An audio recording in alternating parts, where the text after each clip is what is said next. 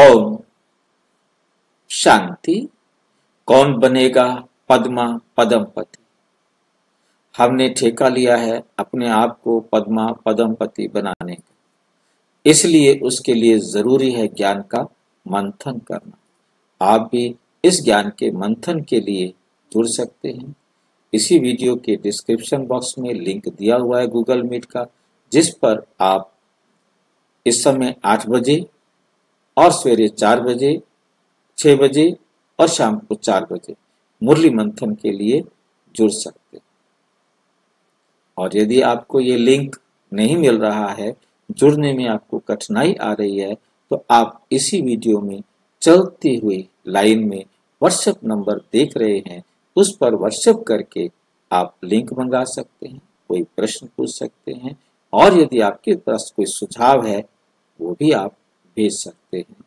ओम शांति। आज का विषय है परमात्मा ज्ञाता, दाता और विधाता है। 3 परमात्मा की विशेषताएं हम देख रहे हैं। नंबर 1, विश्व नाटक और विधि विधान का ज्ञाता। विश्व नाटक और विधि विधान का ज्ञाता। विधि विधान क्या होता है? संविधान, कानून का जो बुक होती है उसको संविधान बोलते हैं। और यहां पर विधि विधान, किस प्रकार से ये सारा विश्व का नाटक चलेगा, उसकी हर बात का ज्ञाता है। विश्व नाटक और विधि विधान, ये विश्व का नाटक कैसे चलेगा और उसमें हम आत्माएं, परमात्मा, प्रकृति, उनका आपस में किस प्रकार से कार्य होगा, क्या विधि है, क्या नियम है, उन सब नियमों का जानने वाला है। परमात्मा विश्व नाटक और उसके सभी विधि विधानों का संपूर्ण ज्ञाता है। वे आत्माओं को इन विधि विधानों का गहन ज्ञान प्रदान करता है। इस ज्ञान से आत्माएं सत्य को पहचानती हैं और अपने जीवन को सुधारने की दिशा में कार्य करती हैं। नंबर 2, परमात्मा विधाता नहीं, विधि विधान का ज्ञाता है, विधाता नहीं बल्कि ज्ञान देने वाला है। विधाता में और दाता में क्या अंतर होगा, इसको हम ध्यान से देखते हैं। आगे क्या कहते हैं? परमात्मा इस विश्व नाटक के विधि विधानों को बनाता नहीं, उसने किसी कानून को बनाया नहीं। विधाता होता है नियम कानून बनाने वाला, संविधान बनाने वाला।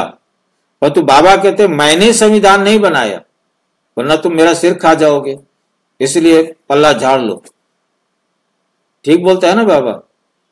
नहीं तो सारे पकड़ के बैठ जाते हैं, बताओ ये क्यों बनाया, ये क्यों बनाया। बाबा इस सारी बात से एक झटके में देखो कैसे अलग हो गया। मैंने कोई कानून नहीं बनाया भाई। छुट्टी होगी ना? कानून पे चलता हूं पर ये कानून मैंने नहीं बनाया। हाँ, मैंने नहीं बनाए हैं।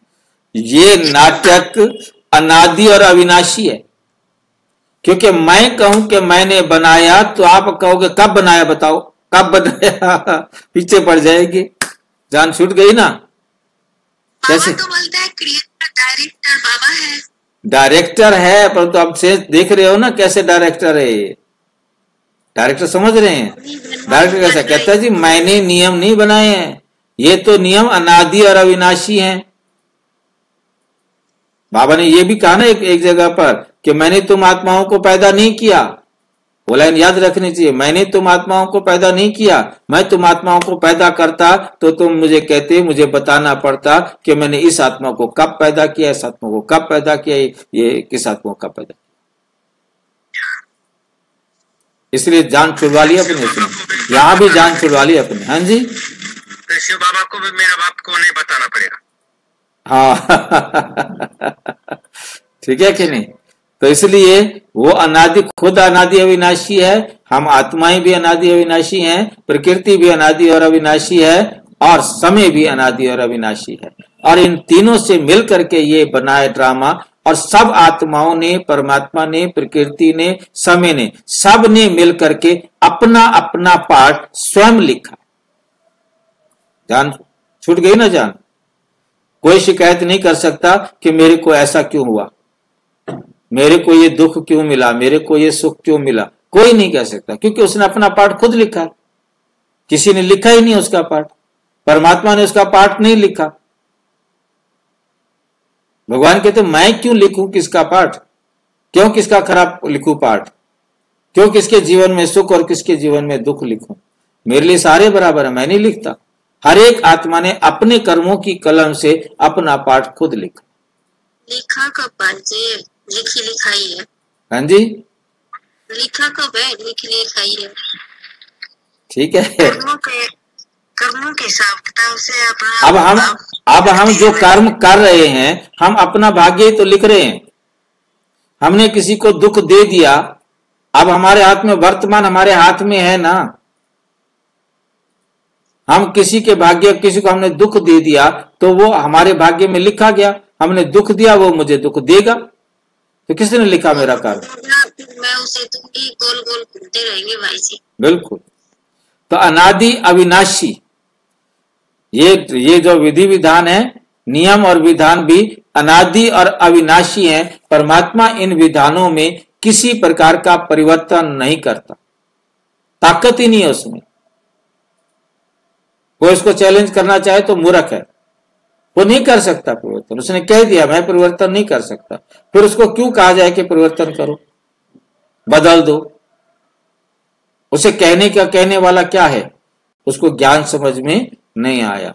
भगवान किसी का भी भाग्य बदल नहीं सकता, किसी का पार्ट चेंज नहीं कर सकता, ड्रामा में कुछ भी चेंज नहीं कर सकता, एक सेकंड भी आगे पीछे नहीं कर सकता।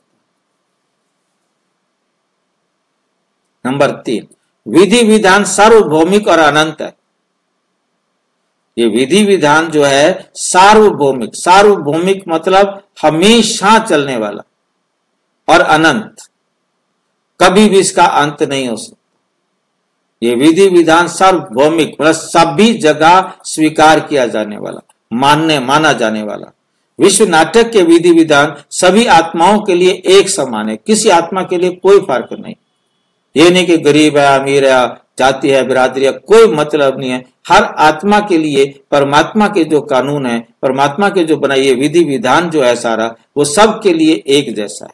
हर आत्मा, विश्व नाटक की हर आत्मा अपने कर्मों के अनुसार इन नियमों का पालन करती है। हर आत्मा कर ले जो करना है, उसी नियम अनुसार उसको फल मिल जाएगा और उसका फल भी प्राप्त करती है।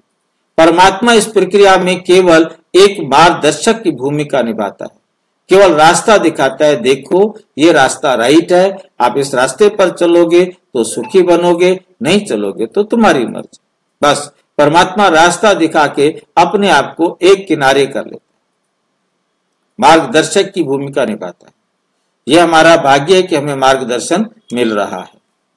नंबर 4, धर्मराज की भूमिका। क्या भगवान धर्मराज बनता है? परमात्मा धर्मराज भी है।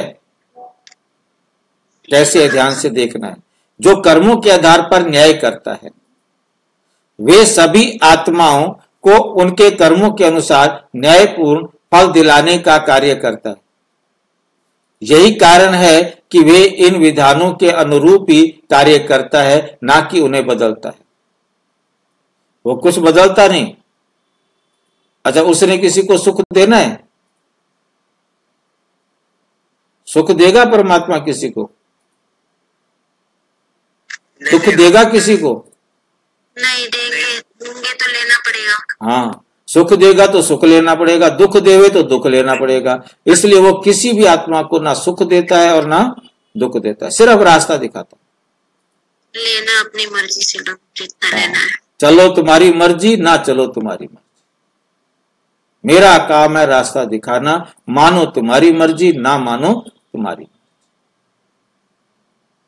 बदलता नहीं, उनको बदलता नहीं है, ना कि उन्हें बदलता है, बदलता नहीं है।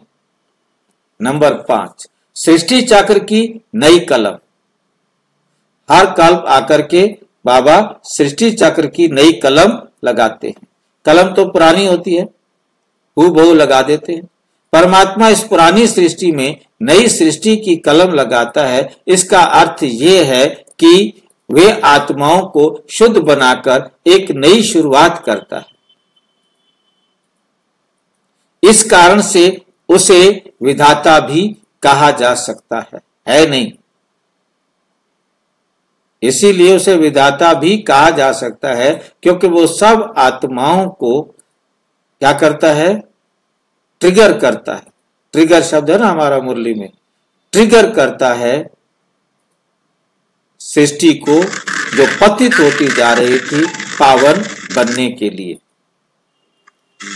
नंबर 6, ज्ञान के माध्यम से परमानंद का अनुभव। ज्ञान के माध्यम से परम आनंद का अनुभव।